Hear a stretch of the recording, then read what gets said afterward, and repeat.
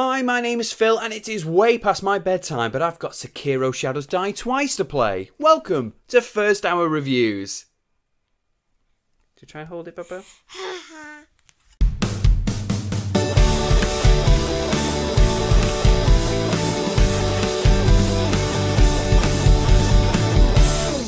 Hello and welcome to First Hour Reviews. My name is Phil. I am a viciously time-restricted father who just wants to play the latest video games solely based on their opening 60 minutes.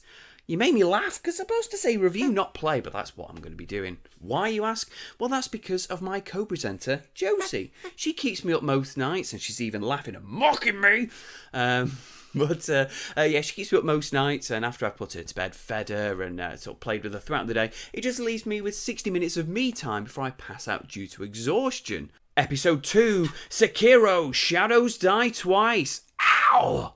Oh man, I've been so excited for this game. I must confess though, I'm pretty new to the FromSoftware Soulsborne universe, they say. Bloodborne was the first game I played back in 2015, and I've since gone back and played the original Dark Souls. But aside from those two, I'm very new to this hardcore genre. So I'm still looking forward to dying loads. Aren't we, Josie? We're going to die loads, aren't we? Yay!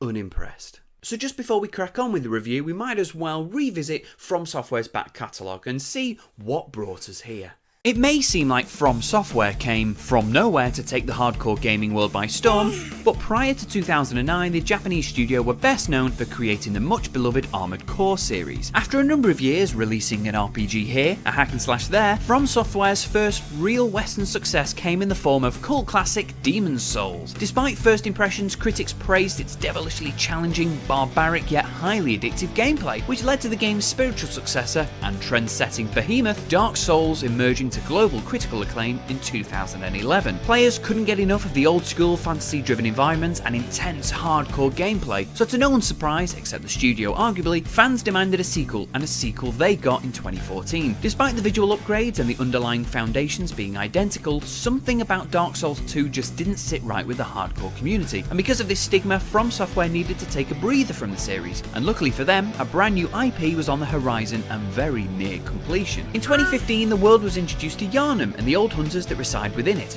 as the PS4 exclusive beast Bloodborne was released onto the streets. Although aesthetically and essentially very similar to the Soul series, Bloodborne was a monumental and highly praised success, ultimately down to how approachable and inviting it was to gamers such as myself who had never played this style of game before. Mixing a faster, slicker approach to combat within a terrifyingly gorgeous Lovecraftian realm, Bloodborne was the perfect change in pace and direction the studio were in desperate need for. Having learned from the mistakes of its predecessors and the achievements of its sister IP, 2016's Dark Souls 3 was a staggering achievement that saw the franchise reach new devilish heights and its biggest audience to date. It may not have been, or rather felt, as innovative and original as the first Dark Souls title, but this third incarnation pleased both avid fans and maniacal newcomers. For the past few years, the studio have remained hidden in the shadows, and during that time, many new hardcore titles have had their time in the spotlight. However, 2019 is the year that FromSoftware could shine the brightest, despite the level of risk they are taking with their most recent release. Sekiro Shadows Die Twice has a drastic change in direction, emphasis and aesthetics, but it has the ability to rebrand the studio and reshape its foreseeable future. But how will it reside with the die-hard fanbase who heavily praised the once niche, non-commercial formula? Well, it's certainly not the tagline for this one, but I am certainly prepared to die. Brace yourself, Josie. Let's go.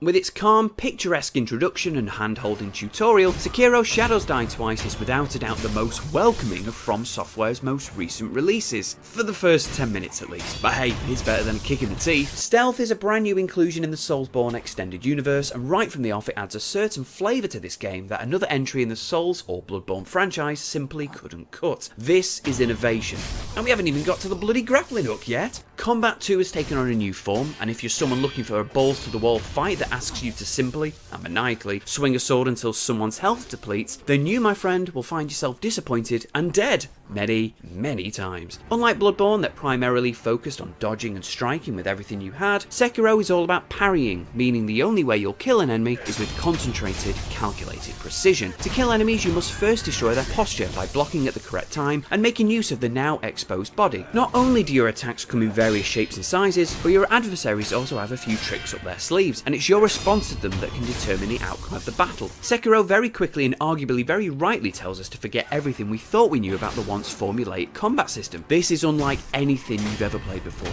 so buckle up and get good. The Soulsborne universe is known for its wacky blacksmiths making the most deranged and often hilarious weapons ever wielded. However, in Sekiro Shadows Die Twice, you'll only be equipped with one, your humble katana. Parrying is a difficult technique to master, so it's only right that you should hone and focus your skills with one weapon. So this feature I really appreciate. However, on the other hand, literally, it's a whole different ballgame. After having your hand sliced clean off, you wake up to find that a delightfully chatty and kind sculptor has carved and fitted you with a prosthetic arm capable of wielding multiple upgrades. Whether it's an axe, shuriken shooter or flamethrower, the prosthetic quenches the thirst of those demanding a variety of weaponry, and once again shows just how innovative and inspirational the studio have become. Some enemies are more prone to the axe, others are more effective against fire, so switching between them all, enhancing their prowess and still managing to deflect and attack with your katana, or make perhaps the most challenging game from the studio to date. That being said, however, during my first hour of gameplay it became apparent to me that Sekiro Shadows Die Twice isn't just the most challenging entry thus far, it's also the fairest, as not once did I feel vastly overpowered and dangerously frustrated. I mean, we died an awful lot, however each time I died it was because of my own miscalculated strategy, my own poor actions. Oh no, we're still reeling from it, babe. So it's good that I was dying because of my own actions and not because of simply unfair mechanics or brutal AI. Don't get me wrong, this game is very hard, however because it's all built around the player's ability to learn from their mistakes and learn the basics of swordplay, a particular enemy didn't kill me a second time. Apart from the chained ogre.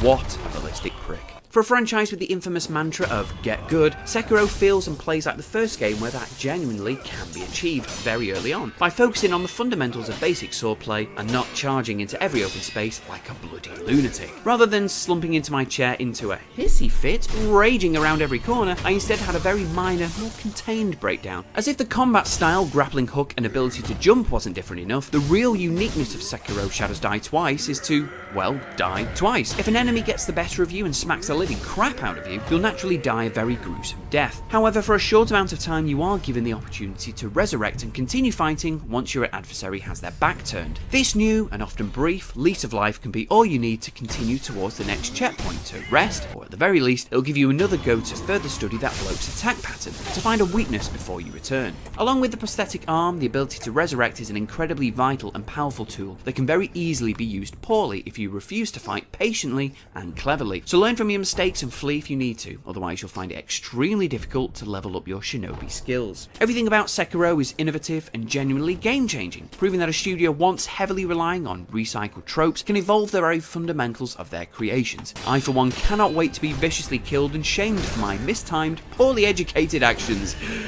because I know I'll be all the better gamer for it. Isn't that right, baby? You feel better, don't you?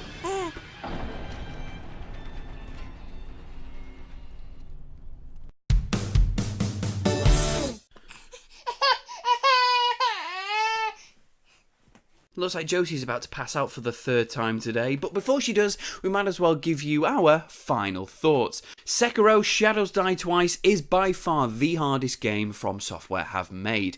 That being said though, it's also the most fair because you don't sort of level up necessarily in strength, it's all about you overcoming your own weaknesses.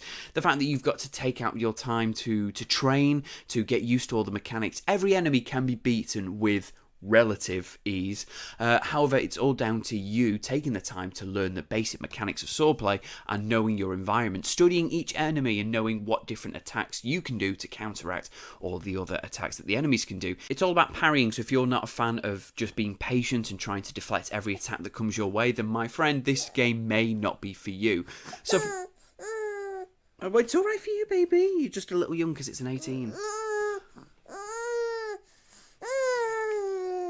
However, if like Josie you are crying at the sound of how hard this game is, then Bloodborne might be better for you. It's still very hard, but it's a lot more of just hack and slash, run away, dodge, hack and slash, run away and dodge. However, yeah, Sekiro requires a lot of patience and a lot of skill, and yeah, if you don't get good, you're not going to get far.